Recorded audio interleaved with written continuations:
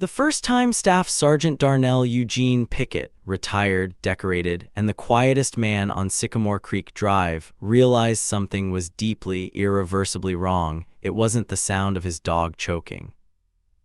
It was the silence. Ranger, a 6-year-old Belgian Malinois with a gray muzzle and amber eyes, never stopped moving. Never, even sleeping, his paws twitched, running through some distant field only he could see. He was Darnell's alarm clock, his early warning system, his reason to get out of bed on the mornings when the weight of 22 years in uniform pressed down so hard it was hard to breathe. But on that Wednesday morning in late October of 2021, Ranger wasn't moving at all. He was lying on the kitchen floor, his breathing was shallow, his gums had gone pale, and on the back porch just outside the dog door sat a small pile of ground beef, bright red, freshly placed. Darnell Pickett knelt down beside his dog, one hand on Ranger's chest, and felt his heartbeat fluttering like a wounded bird. He didn't panic. Rangers don't panic. He picked up his phone, called the emergency vet, and in a voice as calm and flat as poured concrete said, "My service dog has been poisoned. I'm on my way." He didn't look next door, not yet. But he knew. Let me tell you about Sycamore Creek Drive. It sits just outside Clarkston, Georgia, a small, working-class suburb east of Atlanta, the kind of place where people still wave from their front porches and keep American flags flying year-round, not because someone told them to, but because they mean it. In the fall of 2021, the trees along that street went amber and gold, and the air smelled like wood smoke and pine needles and the occasional Sunday barbecue drifting down from the cul-de-sac. Kids rode bikes until the streetlights came on. Old men walked dogs at dusk. Neighbors left zucchini from their gardens on each other's front steps without knocking. It was the kind of street that felt like the America people talk about when they talk about something worth protecting. Number 14 Sycamore Creek Drive had a deep front yard shaded by 2 old oak trees. The lawn was trimmed but not perfect, more cared for than manicured. A wooden ramp ran alongside the front steps, smooth and worn from years of use. A flagpole stood near the mailbox. Old Glory flew from it every single day, rain or shine, because the man who lived there had learned, in places most people never go, exactly what that flag cost. That man was Darnell Pickett. And until the morning his neighbor moved in, this was the most peaceful address in DeKalb County. Staff Sergeant First Class Darnell Eugene Pickett, United States Army, retired. Served from 1993 to 2015. 22 years, 3 combat deployments: Bosnia in '95, Iraq in 2003, Afghanistan in 2009, and again in 2012. 75th Ranger Regiment. A man who had rappelled out of helicopters in the dark, held a perimeter under fire, and carried wounded brothers across terrain that had no business being called a country road. He was 51 years old when this story begins. 5'11", lean and deliberate in the way that men who have spent decades controlling their bodies tend to be. His hair had gone mostly silver, cut close. He walked with a slight forward lean, the result of a spinal compression injury sustained in 2012 when a vehicle he was riding in hit an IED outside Kandahar. 3 surgeries later, he could walk just fine. Some mornings were harder than others. He never talked about it. He'd been medically retired in 2015. His wife, Carol, to everyone who loved her, had died of ovarian cancer 8 months after he came home. Darnell always said she'd held on just long enough to make sure he got back safe. He believed that. He needed to believe it. He lived alone now, except for Ranger. The VA had matched him with the Belgian Malinois in 2017 as part of their PTSD service animal program.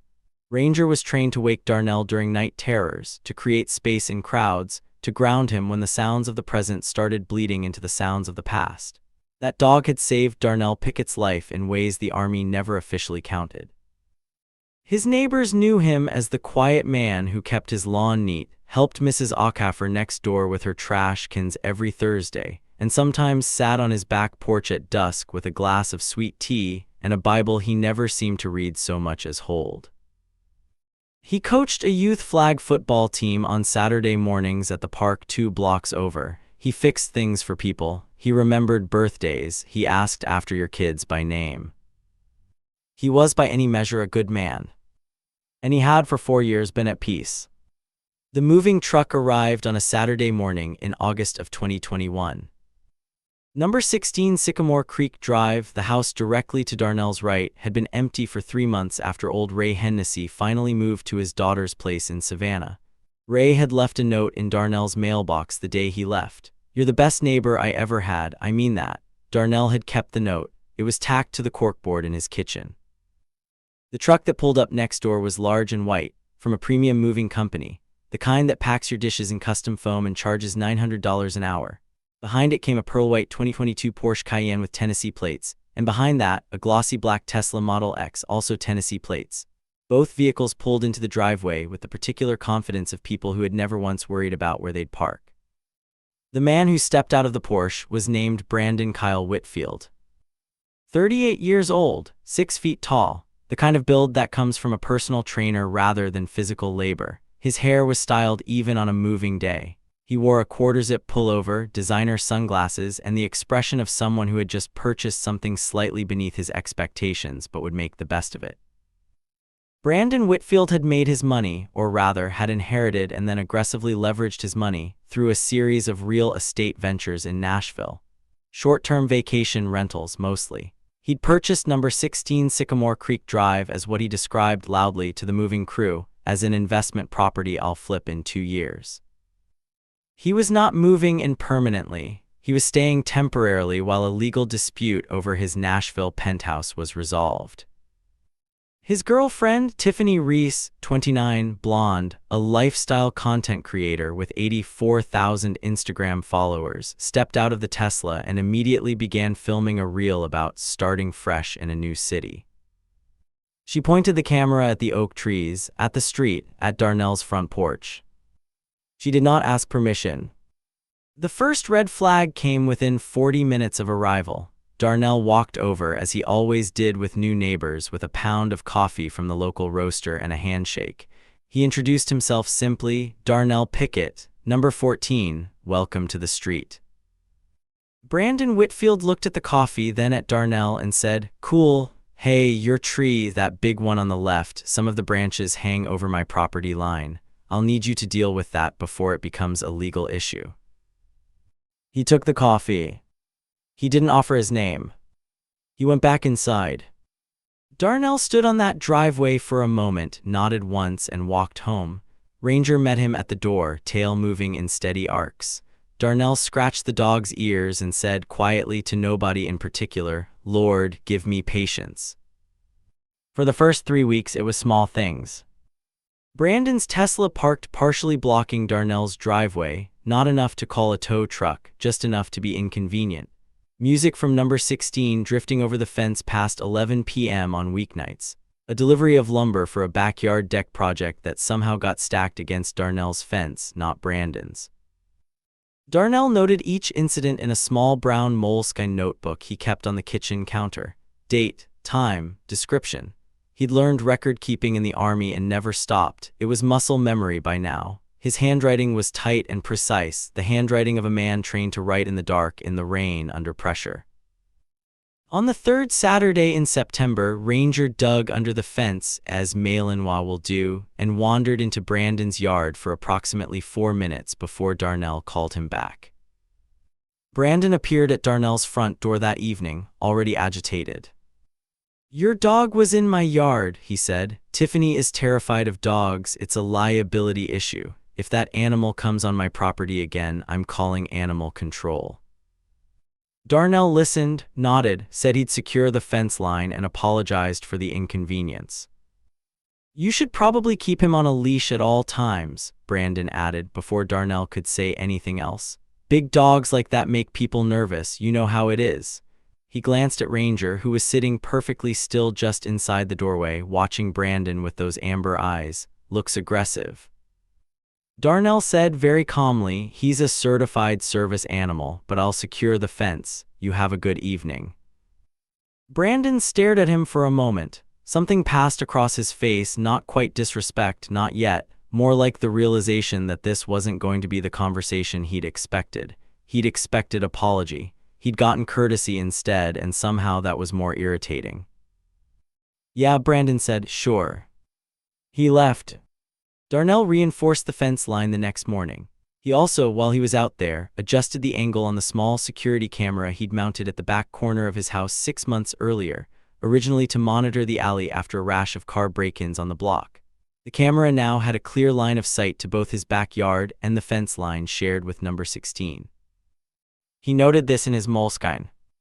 Now let me pause here and ask you something. Have you ever really tried, to be the bigger person with someone who was never going to let you be? Someone who took your patience and read it as weakness? Drop a comment and tell me your story, because I can guarantee you're not alone. And I can guarantee this, you'll feel a whole lot better after you hear what happens next. October arrived the way Georgia Octobers do, the heat finally breaking, the sky going a deeper blue, the evenings cool and sharp smelling. It should have been a beautiful month on Sycamore Creek Drive. It wasn't. On October 3rd, Brandon filed a complaint with DeKalb County Animal Control, claiming that Ranger had displayed threatening behavior toward a resident, meaning he had walked through his own yard, visible over the fence. Animal Control came, assessed the situation, found no violation, and left within 20 minutes. Darnell thanked the officer and offered him coffee. He noted the visit in his moleskine. On October 9th, Darnell came out to find his recycling bins had been moved to the center of his driveway, tipped over, contents scattered across the asphalt. No camera footage, it had happened in the front of the house, out of the back camera's range. He noted it, photographed it, cleaned it up. On October 14th, a formal letter arrived from a Nashville law firm representing Brandon K. Whitfield, asserting that the oak tree branches overhanging the property line constituted a nuisance under Georgia Code Title 41 and demanding they be removed within 30 days or legal action would follow. The letter was 4 pages long and CC'd the county zoning department. Darnell read the letter twice, set it on the counter beside his moleskine, and called his own attorney, a former Army JAG officer named Franklin Adiola who'd left the service in 2010 and built a quiet but formidable private practice in Atlanta. They'd served together briefly in 2003. Franklin told him the complaint had no merit under Georgia tree law, that the branches were entirely within Darnell's rights, and that whoever sent this letter was either bluffing or had more money than sense. Probably both, Darnell said. Probably both, Franklin agreed. On October 19th, Darnell walked to his truck, a dark green 2015 Ford F-150 he'd owned since retirement and maintained with the precision of a man who'd spent 2 decades keeping equipment operational in hostile environments, and found a long key scratch running from the passenger side door to the tailgate. The scratch was deliberate, unhurried, deep enough to rust if he didn't treat it. He stood there in the cool morning air, hands at his sides, looking at the scratch. Then he went inside, got his notebook, and wrote it down. He also called a neighbor 2 houses down, Mrs. Patricia Aucaffer, a 63-year-old retired schoolteacher who had, as it happened, a doorbell camera with a wide-angle view of the street. She invited him in for tea and showed him the footage. The timestamp read 2:14, a figure in dark clothing moving quickly, a glint in hand. The footage was dark, the figure's face wasn't visible. But the shoes were white and distinctive, a limited edition Nike Air Max in a colorway Darnell recognized, because he'd seen those exact shoes on Brandon Whitfield's feet. He noted the footage, he noted the shoes. He asked Patricia to save and back up the recording. She did without hesitation. And here is the thing that nobody on Sycamore Creek Drive knew yet, the thing that was sitting quietly in the background of all of this, patient as an old soldier. That small back corner camera Darnell had adjusted in September. It recorded in 4K motion activated, cloud back to a server Darnell paid $12 a month to maintain. Every incident near the fence line had been recorded and stored, timestamped, unedited. He had footage going back to August. Not one of these incidents had been captured on Brandon Whitfield's terms. Every single one had been captured on Darnell's. On October 26, 2021, a cold Tuesday morning, the sky the color of old pewter, a sharp wind moving through the oaks, Darnell Pickett left for his 7 a.m. physical therapy appointment in Decatur. He was gone for 2 hours. When he came home at 9:15, Ranger met him at the front door, but something was wrong. The dog wasn't moving in his usual way. He was slow, stiff, his eyes were slightly glazed. On the back porch just outside the dog door, the pile of ground beef. Darnell did not hesitate. He didn't call animal control first. He didn't knock on Brandon's door. He grabbed his keys, scooped Ranger into the back seat of his truck as gently as he'd ever lifted anything in his life, and drove to Peachtree Animal Emergency in Decatur. Dr. Anita Sharma had the dog on fluids within 8 minutes of arrival. She ran a panel and within 2 hours had a diagnosis. Metaldehyde poisoning, a compound found in slug and snail pellets, not commonly used in Georgia's climate, not something that appears naturally, and not something a dog ingests by accident in any significant quantity. Ranger had consumed enough to cause liver distress and neurological disruption.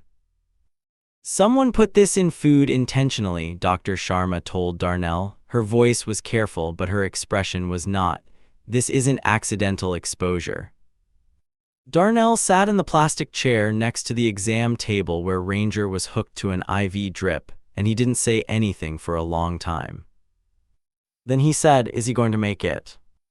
"He's stable," Dr. Sharma said. "We caught it early. It was close, but yes, I think he's going to be okay." Darnell nodded. He didn't cry, not in the clinic. He went to his truck, sat in the parking lot, and stared out the windshield for a while. The heater ran. The radio was off. Outside, it had started to drizzle, a thin, cold rain just this side of sleet. He thought about Carolyn. He thought about the last time he'd felt this particular flavor of helplessness, not the helplessness of combat where you at least have something to do, some action to take. This helplessness was quieter, personal, the kind that settles in your chest like water in a boot. Then he took a breath. He called Franklin Adiola. "Brandon Whitfield just poisoned my service dog," he said. "I need you to prepare a civil action, but first I need you to help me build a case that sticks." "Tell me everything," Franklin said. Darnell told him everything. Now, if you think Darnell Pickett was going to walk next door, knock on that door, and do something he'd regret, you don't know what 22 years of military discipline looks like in a man who has genuinely internalized it. He went home, he made coffee, he opened his moleskine, and he added one more entry in his steady, precise handwriting. October 26, 2021, 7:15 approx. Ranger poisoned, metaldehyde in ground beef placed on back porch. Veterinarian Dr. Anita Sharma, Peachtree Animal Emergency, dog stable, evidence photographed, meat sample preserved in sealed bag in refrigerator, camera footage pulled, legal counsel contacted. He underlined the date twice. He closed the notebook. And he waited. Now here's what nobody on Sycamore Creek Drive knew at the time. Here's what Brandon Whitfield, who had looked at a soft-spoken 51-year-old retired soldier with a limp and a dog and thought, easy target, did not know. Let me tell you about Darnell Pickett's second career. After leaving active duty in 2015, Darnell had spent 3 years, 2015 to 2018, working as a private investigator and legal consultant, leveraging his military intelligence background and his relationships within the federal law enforcement community. He worked on 2 high-profile fraud cases in Atlanta and 1 federal whistleblower suit that never made the papers, but resulted in a DOJ settlement north of $6 million. He'd retired from that work too because Carolyn got sick and because he was tired, but the knowledge didn't retire with him, neither did the relationships. His college roommate at Fort Benning's officer prep program, a man named Marcus Cole, was now a special agent in charge at the FBI's Atlanta field office. His former JAG colleague Franklin Adiola was one of the most respected civil litigation attorneys in DeKalb County. And Darnell himself held a Class B private investigator license in the state of Georgia, renewed annually, current and valid. He was not a helpless old man next door. He was a man with 22 years of intelligence training, a fully documented evidentiary record, a cloud-backed 4K camera system, a preserved sample of the poison that had nearly killed his dog, and a personal relationship with a senior FBI agent. Brandon Whitfield had not done any research before picking his fight. He should have. Franklin Adiola began by requesting the full chain of records on number 16 Sycamore Creek Drive, property history, permit applications, any code violations.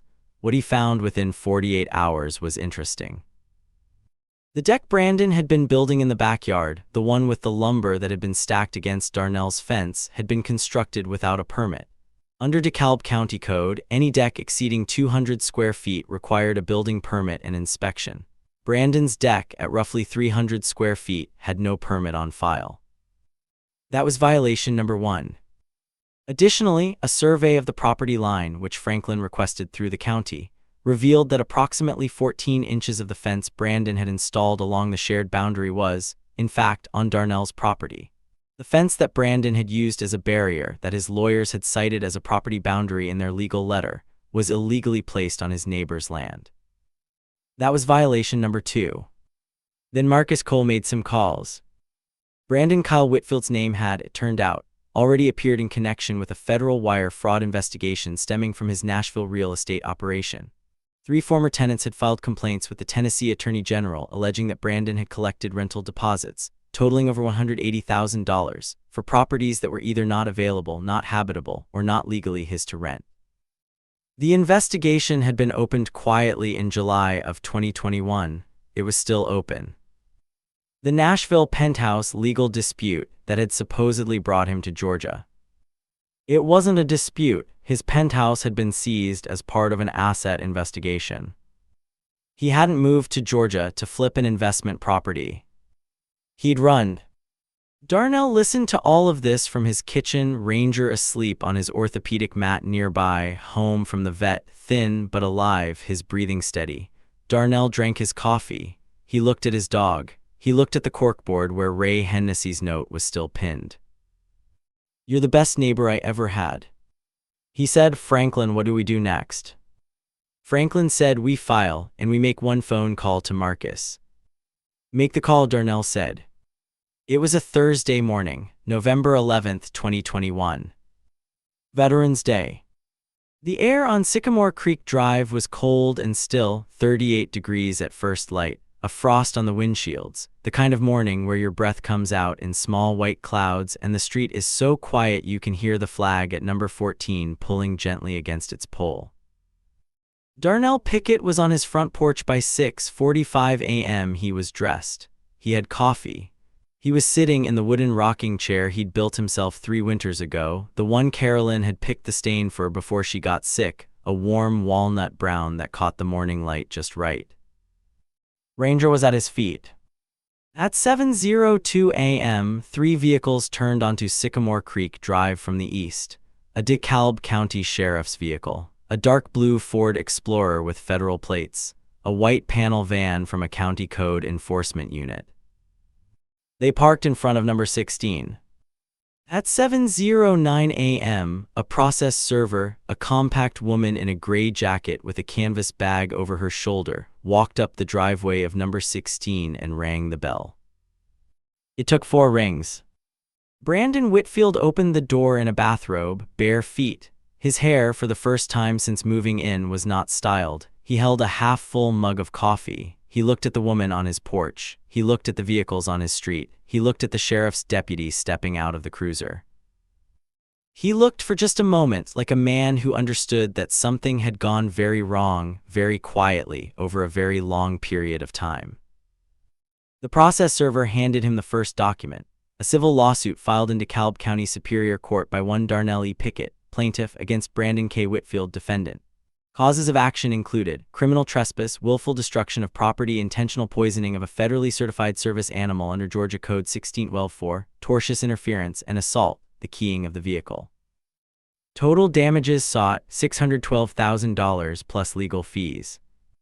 The second document was a code enforcement notice, unpermitted structure, mandatory deconstruction within 14 days or daily fines of $500. The third document was a certified survey and notice of encroachment, the fence, 14 inches on Darnell's land, to be removed within 30 days by court-ordered agreement. The fourth document was not from Franklin Adiola. It was from the FBI. A subpoena related to a wire fraud investigation, requiring Brandon Whitfield's presence at the Atlanta field office the following Tuesday for a voluntary interview, with the word voluntary doing the particular kind of work that word does when it comes from a federal agency. Brandon stood in his doorway and read each document in turn. His bathrobe was not quite closed at the collar. The cold was coming through the door. Tiffany appeared behind him at some point, looked at the cars, looked at the papers, and went back inside without saying anything. At 7:31 a.m., a code enforcement officer and a county inspector went around the side of number 16 to begin documenting the unpermitted deck. At 7:44 a.m., a neighbor from number 20 came out to get his newspaper and stood on his porch, watching. Then Mrs. Acaffer from number 12. Then the family from number 18, the Nugents, both of them in work clothes, coffee in hand, clearly on their way out, clearly not in a hurry anymore. One by one, the people of Sycamore Creek Drive came outside and stood and watched, not loudly, not triumphantly, the way a community watches when the thing it always suspected has been confirmed. Nobody called out to Brandon. Nobody waved. Darnell Pickett did not look up from his porch. He was looking at the frost on the yard, or at his coffee, or at nothing in particular.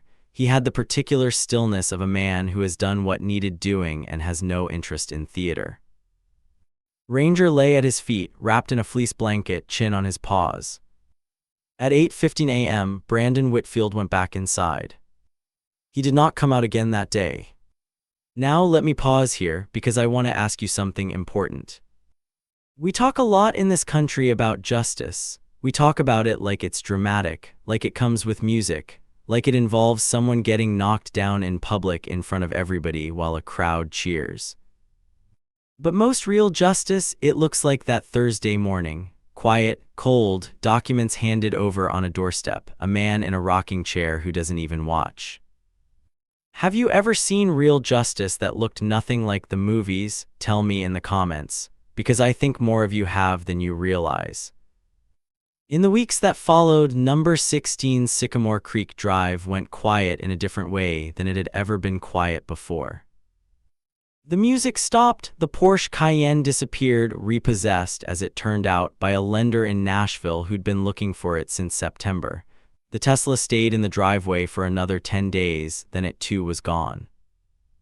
The illegal deck was torn down on November 19th by a county-contracted crew. They worked for 4 hours. The noise was considerable. Darnell was at the park coaching flag football and did not hear it. The fence was surveyed and the encroaching section, 14 inches, just enough to matter, was removed and reset on the correct property line by the 3rd week of November. Darnell used the recovered strip of yard to extend his garden bed. He planted 3 knockout rose bushes there in the spring. They were red. Carolyn had always wanted red roses along that side. Brandon Whitfield and Tiffany Reese were gone from number 16 by December 4th. A moving company, a different, smaller one than had arrived in August, came on a Tuesday morning. A single truck, 2 guys. They worked efficiently and without any of the attitude of August. Nobody on the street came out to watch the departure. Nobody waved. Tiffany's Instagram had gone private sometime around November 15th. Her follower count, when it briefly went public again weeks later, had dropped by roughly 40,000. The federal wire fraud investigation in Tennessee proceeded without much public drama. Those things rarely have much public drama, which is one of the lies that crime television tells us.